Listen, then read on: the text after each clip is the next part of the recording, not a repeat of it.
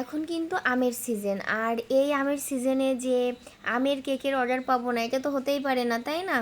এটা ছিল 1 পাউন্ডের ম্যাঙ্গো ফ্লেভারের কেক, আর কেকটা এত বেশি মজা ছিল গাইজ। এটা কিন্তু কাস্টমারের কেক, আর কাস্টমারের কেক কেটে কিন্তু একটু খেয়েও নিয়েছি আমি।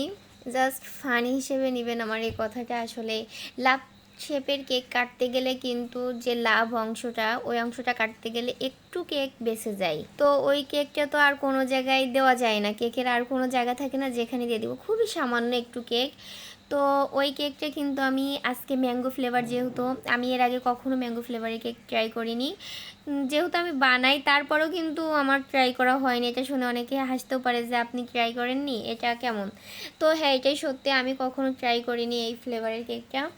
যখন আমি ট্রাই করলাম, মানে অতটুকু বেঁচে গেছিলো, যতটুকু ওইটুকু আমি খাইছি।